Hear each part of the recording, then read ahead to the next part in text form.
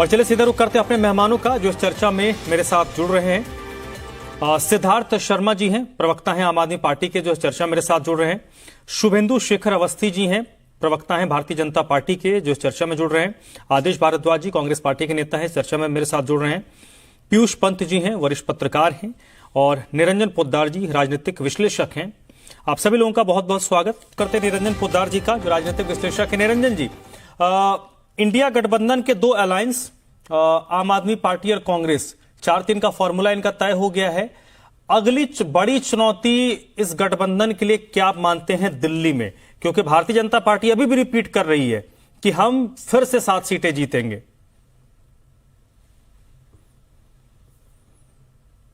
हम बात करें 2014 और 2019 के आंकड़ों की, अगर हम बात करें तो निश्चित रूप से भारतीय जनता पार्टी यहाँ एडवांटेज में दिखाई दे रही है।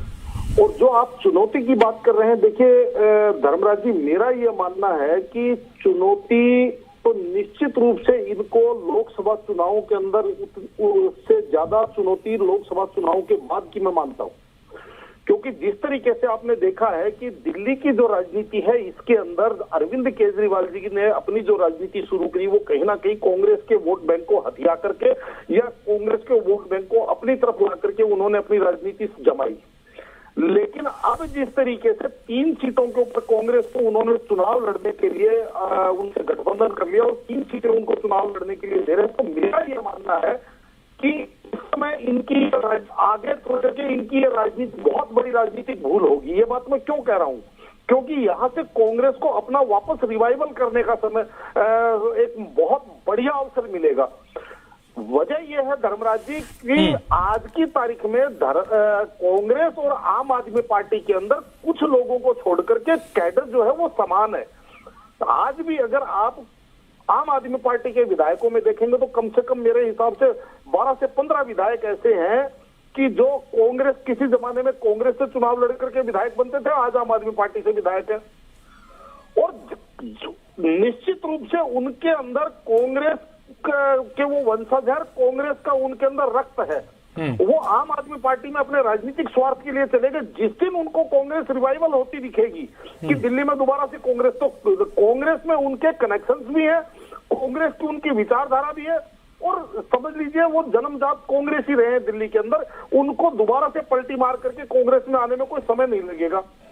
और दूसरी सबसे बड़ी बात, अरविंद केजरीवाल जी जैसे एक जनता के अंदर, मेरे को एक बात बताइए कि अगर लोगों को, दिल्ली की जनता के हिसाब से, मैं दिल्ली के एज ए वोटर के हिसाब से मैं सोच करके आपसे बात कर रहा हूं कि अगर मुझे दोनों एक ही जैसे लोग मिले तो मुझे एक बात बताइए, फिर मैंने कांग्रेस को छोड़ करके आम आदमी पार्टी को वोट क्यों दिया?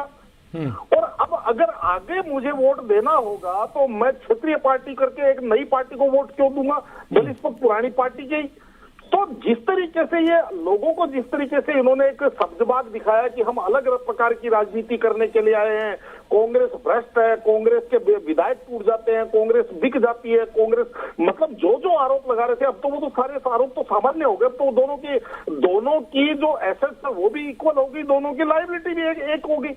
तो इसलिए मेरा यह मानना है कि कहीं ना कहीं अरविंद केजरीवाल, और इसके अंदर भी आम आदमी पार्टी ने की बात कर रहा हूं कि उन्होंने मेरे हिसाब से अपने जीवन की सबसे बड़ी राजनीतिक भूल की। अब बात करें, अभी आपने जो सवाल किया पुष्पेश पंत जी का, अगर आप मुझे अनुमति करें दे तो मैं एक छोटी सी 1 मिनट की स्टोरी से आपको मामला समझाने का प्रयास करूंगा। देखिए, एक बार पुराने जमाने की बात है, एक गांव के चौधरी थे, वो एक किसी महाजन के पास गए, जाकर के उन्होंने कहा, भाई लाला, मुझे जो है 10,000 रुपए उधार चाहिए और बहुत मेरे समस्या है, मुझे पैसे चाहिए ही चाहिए। तो लाला ने कहा, भाई गिरवी क्या, मैं तो बिना गिरवी रखे तो मैं 1 रुपया किसी को नहीं देता। तो चौधरी साहब ने कहा, भाई मेरे पास तो गिरवी रखने के लिए कुछ भी नहीं है। लाला कह रहा है, बिना गिरवी तो मैं दूंगा नहीं चौधरी साहब। तो चौधरी साहब ने अपनी मूछ का एक बाल उखाड़ा और लाला के हाथ में दे दिया, कहता ये ले, ये गिरवी रख ले। तो लाला ने बाल उठाया, देखा और कहता ये तो टेढ़ा है चौधरी साहब, ये तो टेढ़ा है। तो चौधरी साहब ने अपना बाल वापस लिया और मूछ का बाल लिया और कहते भाई टेढ़ा है या सीधा है, मुझे नहीं चाहिए पैसा, मेरा अगर देना है तो यही है। लाला ने फट से बांध लिया, अपने कागज की पुड़िया में बांधा, तिजोरी में रखा और 10,000 रुपए चौधरी साहब को गिन दिए। जब उसी गांव के दूसरे चौधरी को ये चीज की पता चली तो वो भी लाला के पास चला गया। वो जाकर के कहता भाई 10,000 रुपए मुझे भी चाहिए। कहता क्या गिरवी रखेगा? उसने मूछ का बाल निकाल करके उसने भी दे दिया। लाला ने उसको भी देखा, देख करके कहता भाई ये तो टेढ़ा है। तो उसने फट से मूछ आगे कर दी। कहता इनमें से तेरे को जो सीधा नजर आ रहा है ना वो निकाल ले, वो बता दे, वो निकाल करके दे देता हूँ। तो लाला ने कहा भग जा तू यहाँ से। तो कहने का तात्पर्य ये है कि कदाचित आज लोगों के मन में अपोजिशन और नरेंद्र मोदी के बीच में यही विश्वसनीयता का अंतर है। और इसी वजह से जैसे अभी आप कह रहे थे कि महंगाई, बेरोजगारी, ये तमाम जिस तरीके का नैरेटिव बनाने की कोशिश करते हैं लेकिन जनता इससे कनेक्ट नहीं करती। और आज भी जिस तरीके से अगर इन चीजों की बात की जाए, मूल्यांकन की बात की जाए, धर्मराज जी मेरा एक सीधा सा विश्लेषण है, आज की तारीख में जो घोर मोदी विरोधी लोग हैं वो भी इस बात पे बहस कर रहे हैं कि 370 नहीं आएंगी, 300 नहीं आएंगी, 325 नहीं आएंगी। कोई ये नहीं कह रहा कि 272 नहीं आएंगी। जबकि मेरे हिसाब से सरकार के अंदर आने के लिए 272 का जो नंबर है वो महत्वपूर्ण है।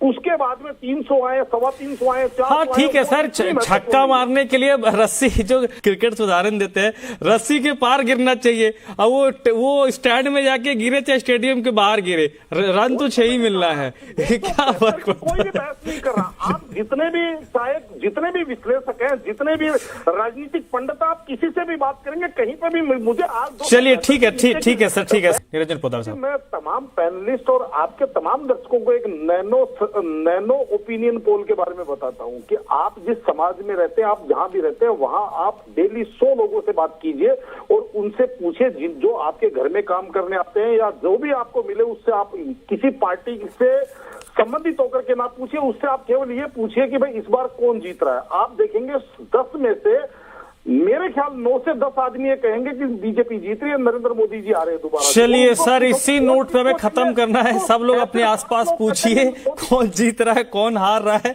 हम तो मई तक का इंतजार करेंगे। ये दिक्कत है, कॉल कहाँ पे पूछ रहा है, ये भी बड़ी बात है।